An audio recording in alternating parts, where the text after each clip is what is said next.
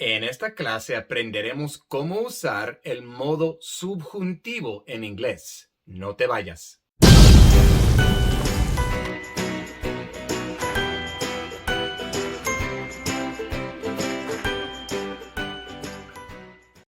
Hola y bienvenido a Inglés con el Güero.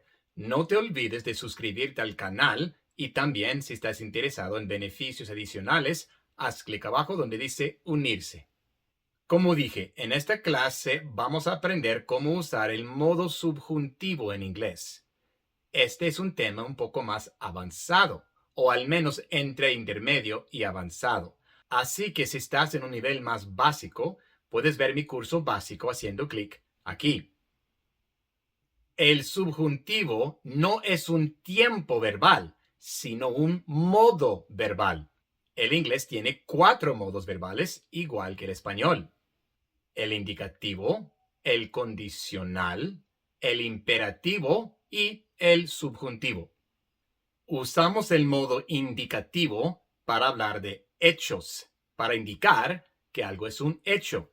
Y el modo subjuntivo es para hablar de acciones hipotéticas, irreales o dudosas.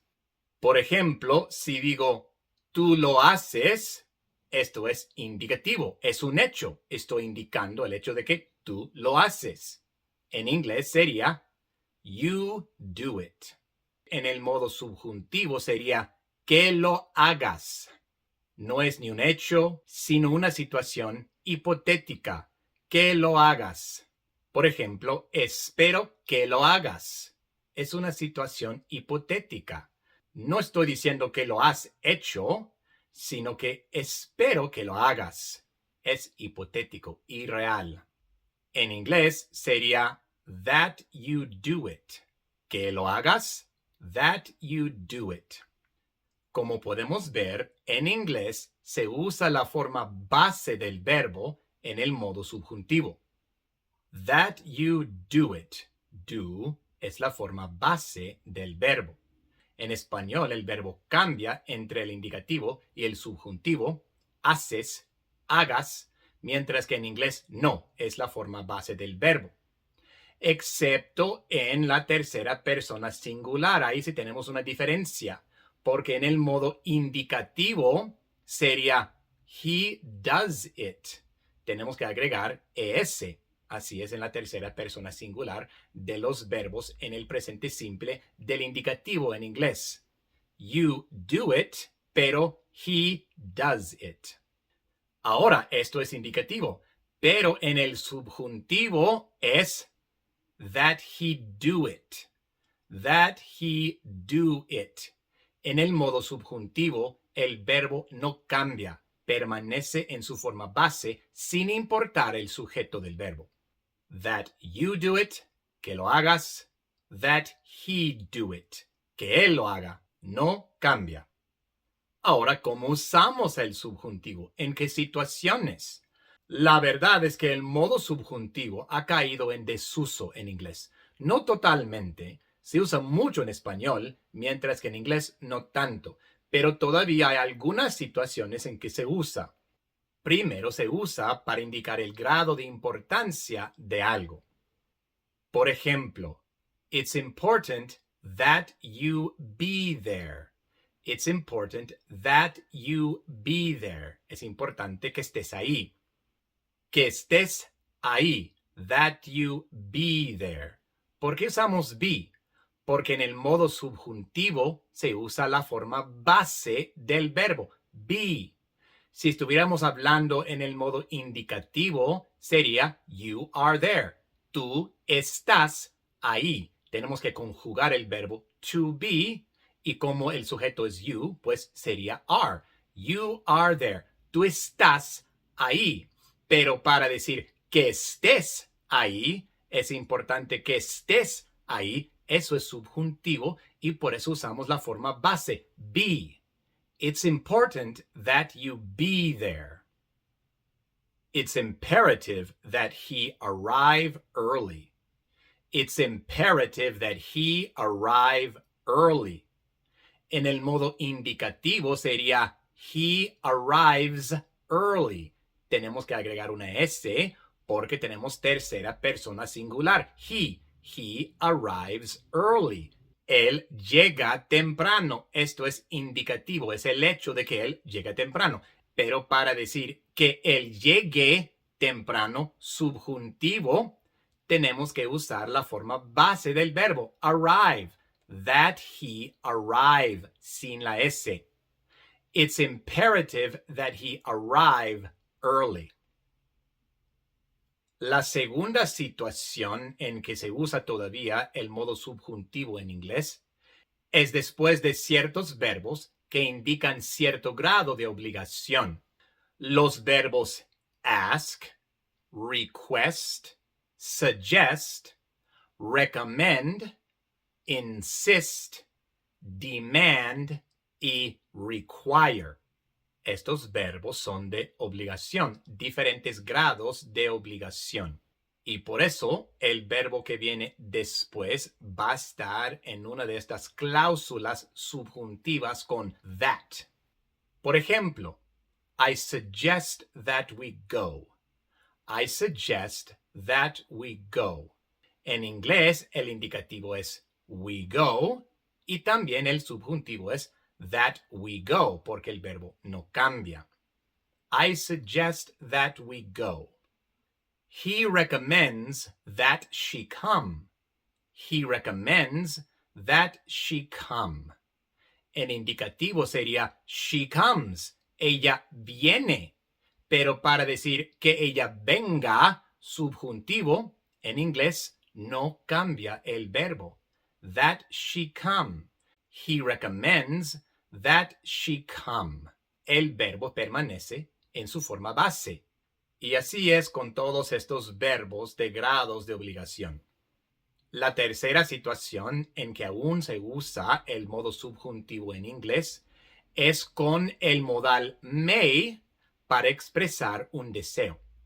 En este caso, el may reemplaza el that. Por ejemplo, may God bless you.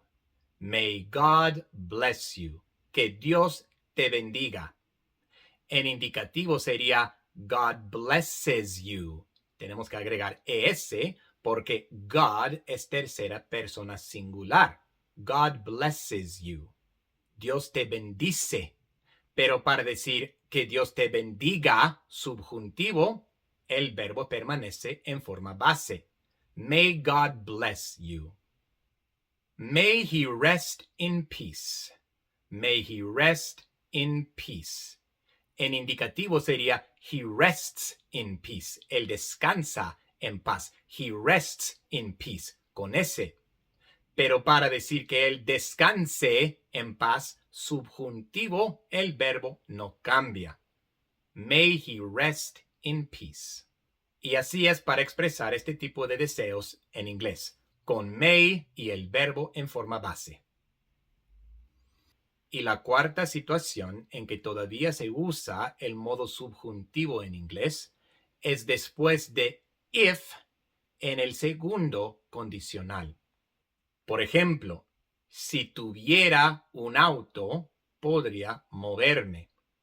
Este verbo tuviera es el pasado del subjuntivo en español. Sigue siendo subjuntivo, pero es el pasado del subjuntivo. Si tuviera un auto, podría moverme.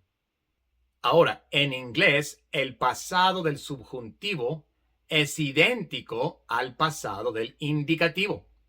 If I had a car, I could get around. If I had a car, I could get around. Mucha gente se ha confundido y me pregunta, ¿por qué usan el tiempo pasado aquí? Si en español decimos tuviera. En español eso es tiempo pasado, pero es el tiempo pasado del subjuntivo. Lo que pasa es que en inglés son iguales. El pasado del indicativo y el pasado del subjuntivo son iguales en inglés. Had, igual. If I had a car, I could get around. If he thought about it, he would get it. If he thought about it, he would get it. Thought es el pasado del verbo think. Y en inglés es el pasado de think tanto en el modo indicativo como en el modo subjuntivo. Si él lo pensara, lo entendería. If he thought about it, he would understand. Pero hay algo más acerca de este tipo de subjuntivo que tenemos que entender. Lo que pasa es que en inglés, el único verbo que tiene dos formas en el pasado es to be. En el pasado es was o were. I was, he was, she was, it was. We were, you were, they were. Was o were en el pasado, dependiendo del sujeto. Eso es en el modo indicativo. En el modo subjuntivo, el único correcto es were. La única forma pasada de to be en el modo subjuntivo es were. El was es incorrecto. Por ejemplo, if I were rich, I would buy a mansion. If I were rich, I would buy a mansion. Es incorrecto decir if I was rich. Tenemos que usar were. If I were rich, I would buy a mansion. If she were here, I would be happy. If she were here, I would be happy. En el modo indicativo sería she was here, pero en el subjuntivo tenemos que usar were. If she were here, I would be happy. Habiendo dicho eso, es muy común que hasta los nativos cometan el error de usar was en lugar de were en el pasado del subjuntivo. Pero no lo hagan ustedes porque es incorrecto. Y ahora, como repaso, el subjuntivo no es un tiempo verbal, sino un modo verbal. Hay 4 modos verbales en inglés: el indicativo, el condicional, el imperativo y el subjuntivo. El subjuntivo se usa para hablar de acciones hipotéticas, irreales o dudosas. En el modo subjuntivo en inglés, el verbo permanece en su forma base, sin importar el sujeto. Ha caído en un cierto nivel de desuso en el inglés moderno, pero todavía se usa en algunas situaciones. Primero se usa para indicar el grado de importancia de algo.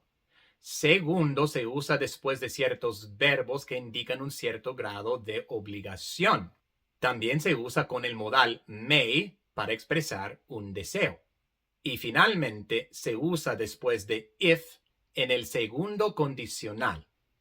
Pero en este caso se usa el pasado del subjuntivo, el cual en inglés es idéntico al pasado del indicativo. Y esa es nuestra clase de hoy. Ahora he dejado un pequeño ejercicio en la descripción del video, junto con las instrucciones y las soluciones. Buena suerte. Quiero agradecer a todos mis colaboradores por todo lo que hacen. Quiero mencionar en especial a mis colaboradores Platino y Diamante. Muchísimas gracias por todo. Si todavía no te has suscrito al canal, pues suscríbete para que no pierdas ninguna clase. También, si estás interesado en recibir beneficios adicionales, como clases en directo y conversaciones en grupo, haz clic abajo donde dice unirse. Nos vemos en la siguiente.